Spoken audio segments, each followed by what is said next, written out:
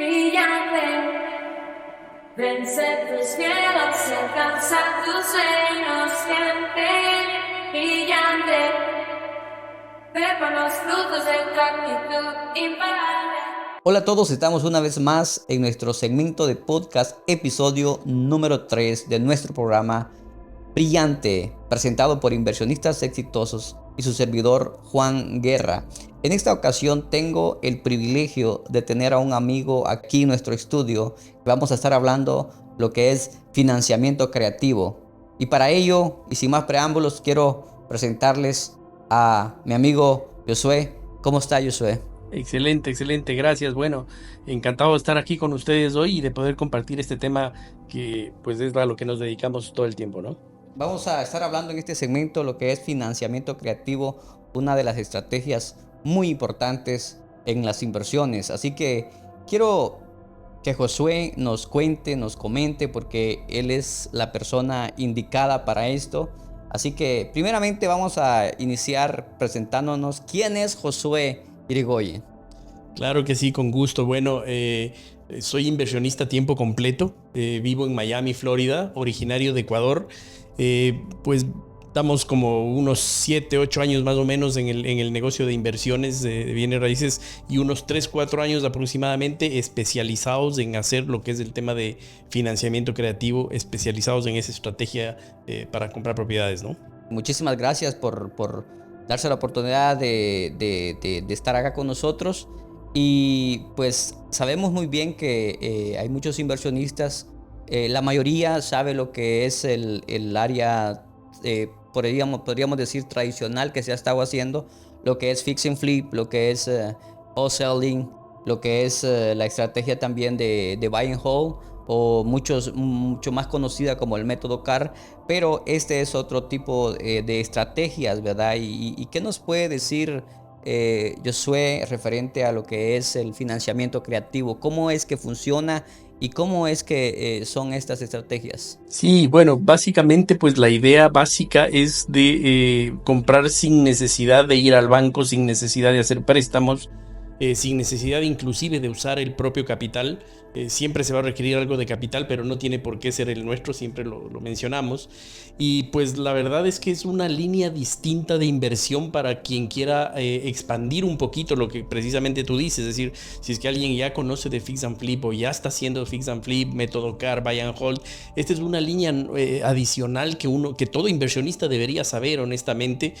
Primero porque a veces como inversionistas pues nosotros hacemos muchas ofertas y a veces los dueños de propiedades no nos aceptan las ofertas agresivas que queremos hacer para comprar a precio barato, y ahí es donde entra el financiamiento creativo, es decir, donde nosotros siempre lo decimos, podemos comprar a precio de mercado, a veces inclusive más arriba, porque no estamos buscando necesariamente precios, sino condiciones de pago, condiciones de financiamiento. Entonces es una forma distinta de comprar simplemente, ¿no? Excelente, sí, cuando hablamos de financiamiento creativo, yo sé que dentro de estas estrategias hay muchos derivados, pero ¿cuáles son podríamos decir, los tres financiamientos creativos que podríamos nombrarlos para, aunque como repito, hay muchos derivados de eso, pero cuáles son los tres que más se usan actualmente? Sí, es una excelente pregunta porque tenemos primero, para empezar, estrategias de compra o de entrada y estrategias de salida, que pueden ser de venta, de renta, etcétera, etcétera. Y hay prácticamente 7 estrategias diferentes de financiamiento creativo, pero las 3 principales y las que más usamos es Subject to, el seller financing, es decir, financiamiento del dueño, o una mezcla del subject to con el financiamiento del dueño, y lógicamente también está el novation agreement, que bueno, ustedes también ya lo han usado para fix and flip, es la estrategia creativa para hacer fix and flip, ¿no? Así es. Digamos, si hablamos nosotros de subject to, ¿qué es un subject to?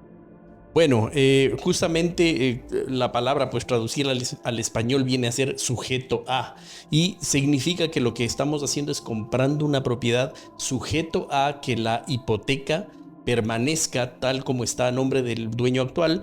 Hacemos una transacción de compra-venta, pasamos la propiedad a nuestro nombre, lo cual significa que nosotros no estamos trayendo un préstamo, sino tomando ventaja del préstamo que ya existe. Y lo que hacemos como inversionistas, obviamente, es continuar haciendo los pagos de ese préstamo sin tener que complicarnos la vida con un préstamo nuevo, ¿no? Claro, entiendo perfectamente. Y antes de pasar al siguiente, ¿por qué un dueño de propiedad podría venderme a mí la casa en este tipo de transacción? Súper buena pregunta, y yo siempre le insisto en ese tema de que el financiamiento creativo y específicamente el Subject to no es para cualquier vendedor. Es decir, la clave está en que ese vendedor tenga motivación para aceptar nuestra oferta. Es decir, que en otras palabras, si no hay un vendedor motivado, no va a haber un trato de Subject to. La clave es que esa persona esté pasando por una situación complicada por la cual no solo quiera vender, sino necesite vender. Esa es la clave, ¿no?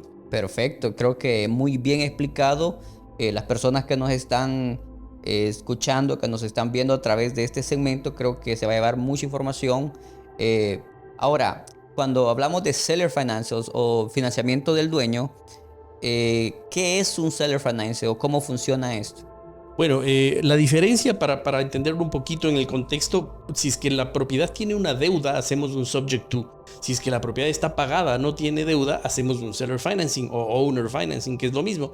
La diferencia, pues obviamente, es que en el owner o en el seller financing nosotros podemos negociar cualquier tipo de términos porque no estamos sujetos a un mortgage. Es decir, cuando vamos al subject to, por supuesto, tenemos que ajustarnos a las condiciones de ese préstamo. Pero si es que no hay préstamo, en cambio, las posibilidades son infinitas y nosotros podemos negociar con ese vendedor, ese dueño de propiedad, cualquier cosa prácticamente, darle un down payment o no darle down payment, darle interés, no darle interés. Es decir, las opciones son muy, muy grandes y pues es un trato directo con el vendedor, con el dueño, ¿no? Prácticamente en esta transacción todo es negociable y podemos tener la facilidad de poder llegar a un acuerdo con el dueño y poder, por lo que puedo comprender, que podemos de alguna manera poder negociar todos los términos, ¿verdad? Y poder ver la mejor forma de salida, tanto como para el dueño como para uno como inversionista. Excelente, a mí me parece.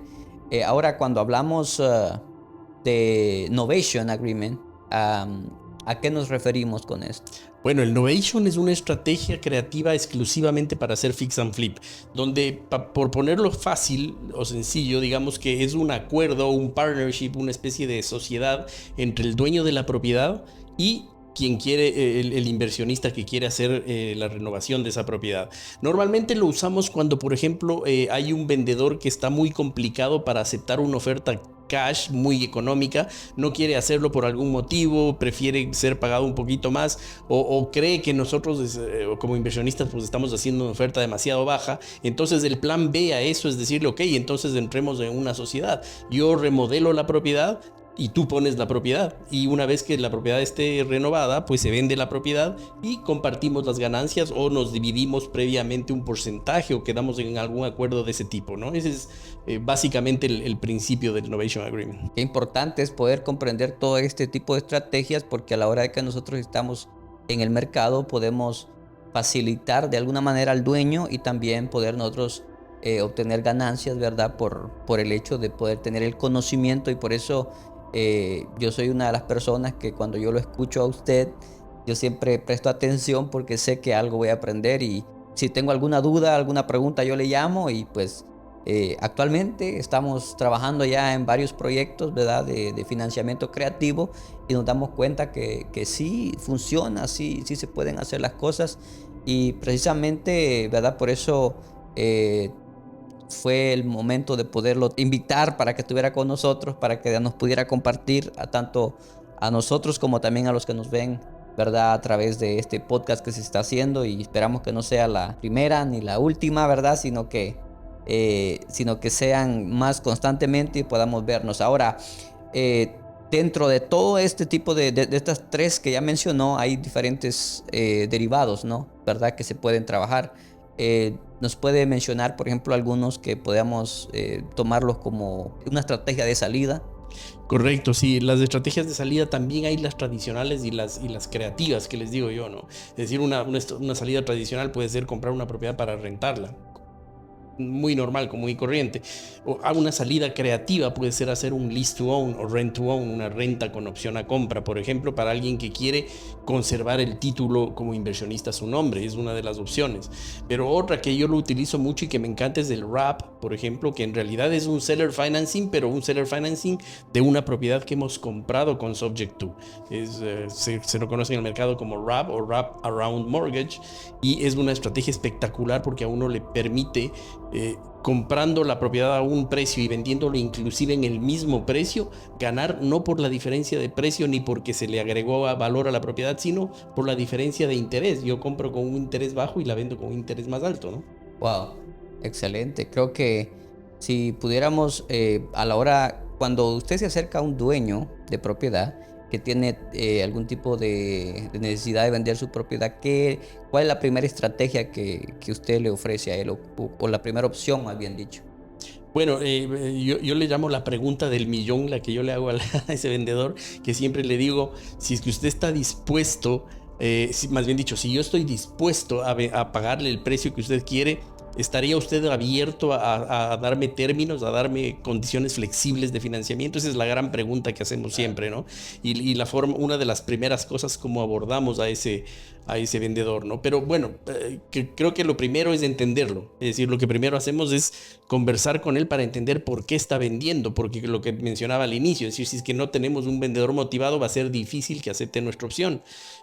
Si es que vemos que hay motivación, pues seguimos avanzando un poquito en las estrategias, contándole pues cuáles son las estrategias de compra que seguimos, ¿no? Claro, o sea, creo que por lo que puedo entender es que lo primero que uno debe es entender la necesidad en este caso, del dueño, ¿no? Y de esa manera poder ver qué tipo de opciones se les puede dar. La idea aquí es de que todos ganemos, ¿verdad? Que todos ganemos y que resolvamos problemas. Creo que esa es la clave. El resolverle un problema al vendedor es donde uno puede hacer el negocio. Porque cuando este tipo de estrategias creo yo que nos ayudan bastante porque tanto el dueño queda satisfecho y uno como inversionista también queda satisfecho, resolvió un problema y a la vez pues hubieron ganancias de ambas partes.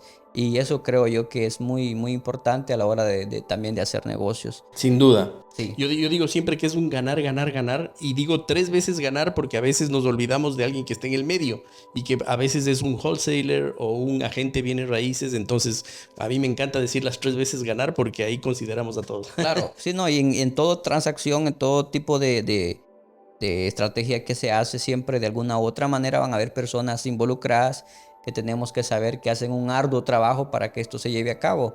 Y pues así como son los agentes, como son los wholesalers. Y creo que todos de alguna manera aportamos para que se lleve a cabo esto. Y creo que no hay cosa mejor que poder uno saber que puede de alguna manera salvar una propiedad. Y cuando hablamos de salvar una propiedad, la compañía de ustedes, de hecho, se llama así, ¿no? Tenemos un grupo, sí, que se llama Tocando Puertas, Salvando Propiedades. Salvando propiedades. ¿De qué específicamente se trata salvar propiedades? ¿O cómo fue que inició esa idea? Sí, bueno, la verdad es que uno de los grupos o de los segmentos de mercado que más nosotros trabajamos son los pre-foreclosure, la gente que está perdiendo su casa por no poder seguir pagando su hipoteca, y por eso fue que pusimos el nombre, ¿no? Salvando Propiedades, porque la verdad es que nosotros lo primero que hacemos es de verdad intentar salvar esa propiedad, es decir, genuinamente ayudarle a la persona que está perdiendo, porque nos parece que es algo terrible perder una propiedad. Obviamente que la gran mayoría de esas personas difícilmente puede salvar la propiedad como tal, y pues termina vendiéndonos a nosotros como inversionistas. Pero bueno, hicimos el intento de salvarla, algunas se salvan, las que no, por lo menos le sacamos a esa persona de una situación complicada y que no llegue a ser un foreclosure, porque el foreclosure es un problema para toda la vida, ¿no? Claro. Legalmente por 7 años, pero realmente para toda la vida. Entonces lo que tratamos es de que la gente que por algún motivo cayó en esa situación, pues salga de esa situación de la mejor manera posible, ¿no? No, y eso ayuda bastante porque recuerdo que hace una semana atrás una persona vino de Florida porque su propiedad, el inquilino se le había ido y estaba inundada. Entonces yo llegué y le ofrecí mi ayuda para poder ayudarle a sacar el agua. Y en base a eso pues llegamos a un acuerdo. Entonces él pues tiene intenciones de vender su propiedad Y pues, pero más que todo fue el hecho de poder crear esa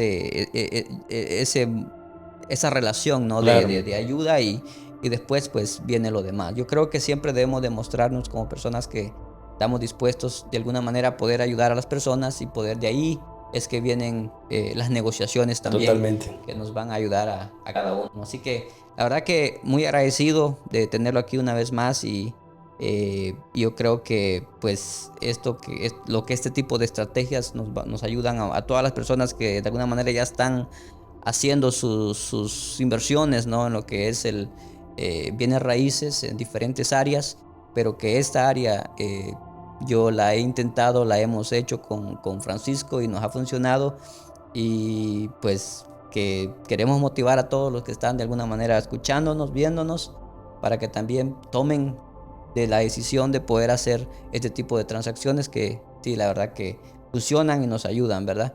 Sí, sí, sí. No, yo les recomiendo a todos que aprendan estas estrategias, la verdad. Pues algunos van a tener el interés por especializarse en eso y excelente, pues ahí estamos para apoyarles. Pero si no les interesa especializarse, sí deben por lo menos conocerlas porque siempre es un plan B a los otros estrategias tradicionales, ¿no? Claro, porque hay personas que tal vez no es su área específica, pero si esa es una opción para el dueño, pues para eso están las personas que tal vez la pueden llevar a cabo y aplicar, ¿no? Y de alguna manera ellos pueden ser partners o hacer tipo de negociación juntos para poder Correcto. todos poder. La verdad que nos puede explicar cuando nosotros nos acercamos al dueño de casa y llegamos a un acuerdo, ¿qué es lo que continúa después de eso para poder hacer este tipo de transacciones? Sí, súper buena pregunta, porque la idea es indagar un poquito más sobre cuál es la situación de si es que en esa propiedad existe o no una deuda para empezar, porque eso nos lleva a hacer una oferta ya sea de seller financing o de subject to, como habíamos mencionado. Entonces ese es el primer punto, saber si hay o no hay deuda. Si es que hay deuda, empezar a indagar sobre cuánto se paga mensualmente, cuánto se debe de esa propiedad, si es que los pagos están al día, porque toda esa información nos permite ir al siguiente paso, que es estructurar una oferta. Y al momento de estructurar una oferta, lo que hacemos generalmente es pensar cómo vamos a salir de esa propiedad. Es decir, hacemos un método a la inversa. Primero pensamos de qué manera vamos a salir para saber qué tipo de oferta vamos a hacer para la compra. Entonces, más o menos así es como viene funcionando. Y después, por supuesto, viene ya el tema de verificar información, verificar, por ejemplo, esa deuda con el banco, etcétera, etcétera. Y ya la preparación de documentos para ir al cierre si es que todo ha avanzado correctamente, ¿no? Claro, veo que ha utilizado personas que son las que coordinan este tipo de transacciones. ¿En qué momento entran estas compañías para poder ayudarnos a nosotros a realizar nuestros tratos? Súper importante, en realidad es bien importante tener un equipo completo y parte del equipo son los coordinadores de transacciones. Al menos si es que uno no ha hecho antes ese tipo de transacciones, es súper importante tener un coordinador porque son personas que saben muy bien cómo llevar a cabo el proceso y cómo llegar al cierre con todos los documentos bien armados, con todas las instrucciones para el vendedor, para el comprador, para la casa de título, etcétera, etcétera, y hacerlo bien desde la primera vez, ¿no? Entonces, si es que uno no lo ha hecho, es indispensable. Si es que uno ya lo ha hecho, pues ya no es tan indispensable, pero yo particularmente siempre uso en mis transacciones un coordinador porque me libera de tiempo, me evita que yo me olvide de hacer algún paso importante, entonces prefiero hacerlo de esa manera. Quizás a veces, pues en una compra, por ejemplo, hoy por hoy, como ya he hecho varias transacciones, en la compra a lo mejor no lo uso, pero sí en la estrategia de salida lo uso porque para mí es más compleja esa parte de la transacción. Entonces todo depende del inversionista, pero es extremadamente recomendable hacerlo, ¿no? Tengo un trato de subject to, para poner un ejemplo. Tengo ya la oferta realizada, ya está todo el equipo de lo que es lo que llevan a cabo el proceso. Como cuando yo cierro esta propiedad, el título pasa a mi nombre, ¿no? Correcto. Ahora, ¿en qué momento o qué estrategia de salida puedo utilizar para yo quitarme esa deuda que obviamente está a nombre del dueño anterior? Entonces, ¿cómo yo puedo quitarme esa deuda? ¿Qué tengo que hacer? ¿Qué procedimiento? ¿Cuánto tiempo dura eso? ¿O cómo yo lo logro tratar con el dueño? Buenísima pregunta, porque muchas personas nos hacen esa pregunta y la verdad es que uno debería quedarse todo el tiempo que le resta a esa deuda, a menos que las condiciones del mercado cambien drásticamente. Para darles un ejemplo, es decir, si es que yo he tomado a cargo, es decir, he hecho subject to con una deuda al 4% de interés y ahorita el mercado está al 6%, pues yo no tengo ni para nada que cambiar esa deuda porque estoy tomando ventaja de ese 4%. Pero si es que 5 años más adelante cambian las condiciones del mercado y tenemos 2.5% de interés, por supuesto me va a interesar refinanciar, cambiar de préstamo o hacer algo para bajarme esa tasa de interés. Entonces todo depende de las condiciones, pero normalmente pues uno lo hace un subject to para quedarse hasta que por siempre, hasta que se termine el préstamo, ¿no? Excelente. Bueno, dentro de eso yo sé que hay muchas maneras de poder llevar a cabo todas las diferentes salidas que pueden haber, pero cuando negociamos con un dueño y dice por cuánto tiempo vas a obtener mi deuda, eh, tengo entendido de que también se le puede dar ciertos términos, ¿verdad? En el que se le puede decir de que por 5 o 7 años, ¿qué es un balloon? Correcto, una de las formas es justamente plantear un balloon payment en la deuda. Generalmente el balloon payment va atado al equity del vendedor, es decir, que vamos a proponerle que nos financie su equity si es que es un subject to, o si es que es un seller financing también, y vamos a ponerle el famoso balloon payment, que básicamente lo que significa es que en esa fecha termina la deuda. En otras palabras, si estoy dando un balloon payment a 10 años, significa que en 10 años voy a cancelar y liquidar esa deuda, esté en el monto en que esté, sin importar el monto, es más bien el tiempo, ¿no? Esa es la clave del balloon payment, que honestamente yo prefiero siempre tratar de evitarlo porque el balloon payment nos limita un poquito en la estrategia de salida a veces, ¿no? Entiendo, sí. Hace unas semanas atrás ya empezamos un trato con un cliente estamos haciendo, le había comentado yo referente a este trato, $450,000, su deuda era de 300 y de los 150, 75 nos financió y los otros 75 se le va a dar de frente y eso, pero vamos a hacer nosotros una estrategia de fix and flip.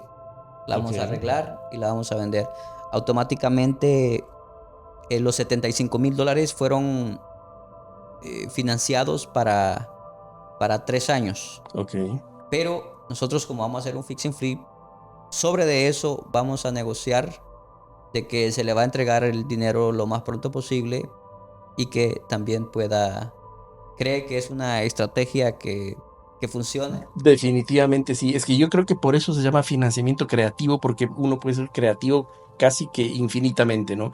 Definitivamente puede funcionar, pero justo lo que acabas de mencionar me trae a la memoria otro trato que nosotros hicimos en Miami con una señora que estaba también con una propiedad que requería arreglos, requería renovaciones y nos inventamos, la verdad, nos inventamos una forma de hacer el trato que es básicamente ella nos financió su equity, nos financió una parte del trato como tal, pero nosotros quedamos en un acuerdo de que no solamente nos financia hasta hacer el fix and flip, para lo cual estábamos trayendo un hard money lender, sino que después de haber hecho el fix and flip nos siga financiando, es decir, que en otras palabras lo que hacíamos es ella nos financia la compra, hacemos una renovación de la propiedad y después de renovada ese financiamiento se lo vamos a trasladar al comprador. Es decir, que ese financiamiento va a permanecer en el tiempo, ya no para nosotros, sino para quien compre la casa después de renovada. Oh, wow. Entonces es otra estrategia distinta, Sí, que sí.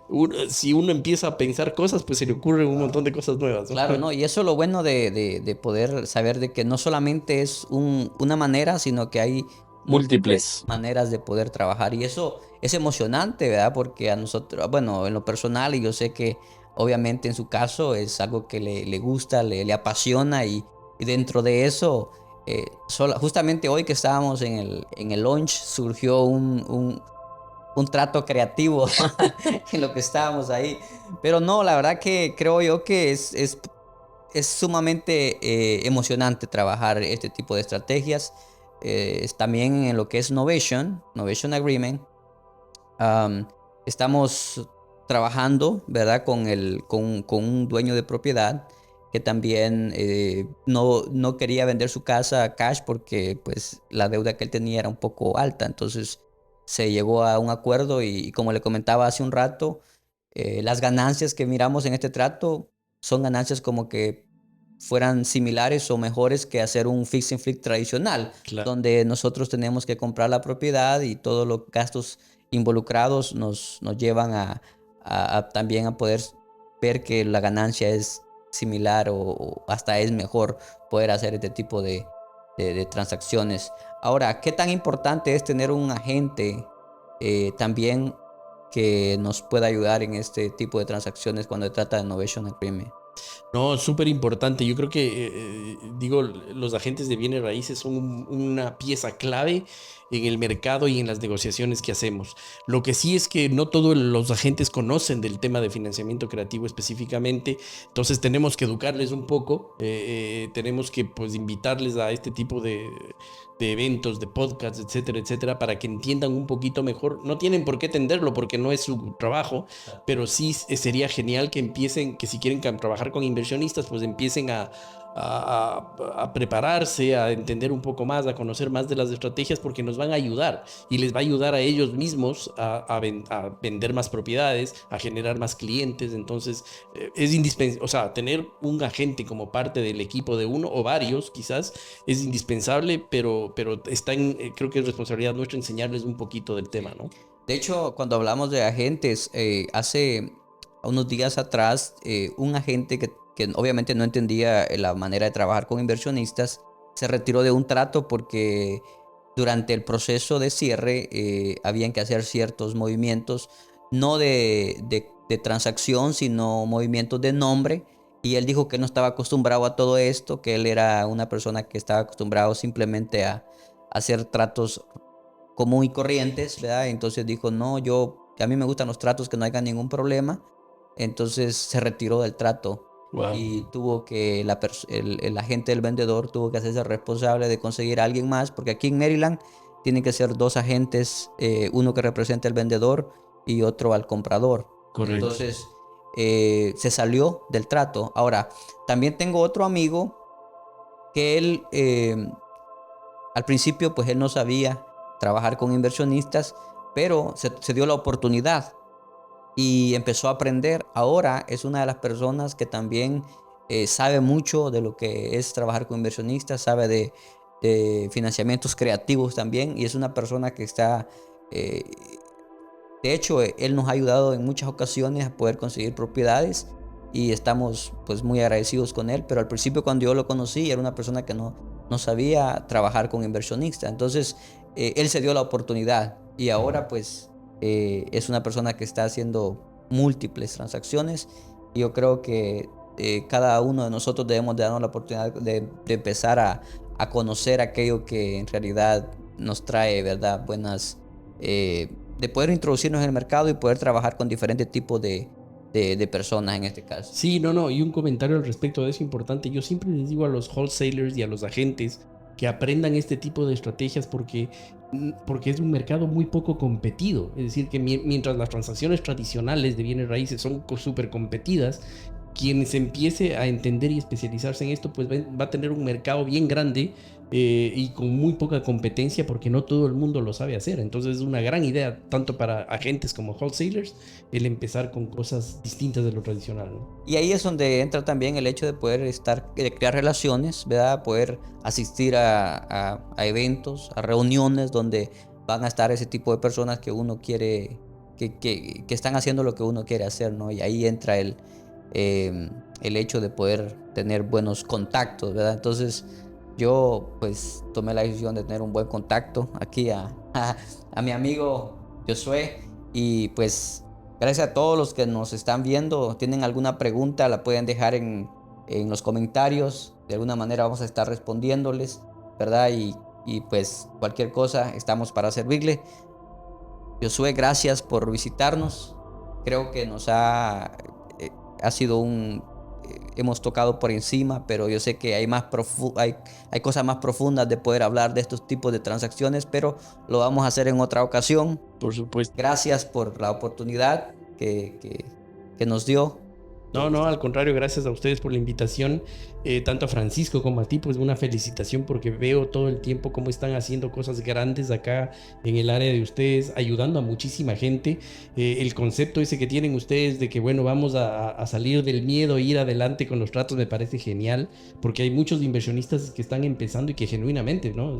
Necesitan ese impulso, ese apoyo de alguien que ya lo ha hecho muchas veces para ir adelante. Así es que felicitaciones por eso y encantado pues de estar aquí. Muchísimas gracias y nos vemos a todos los que nos están viendo en nuestro segmento de podcast, episodio número 3 de nuestro programa Brillante, presentado por inversionistas exitosos y su servidor Juan Guerra. Les agradecemos y nos vemos en la próxima. Saludos a todos. Siempre brillante, vencer.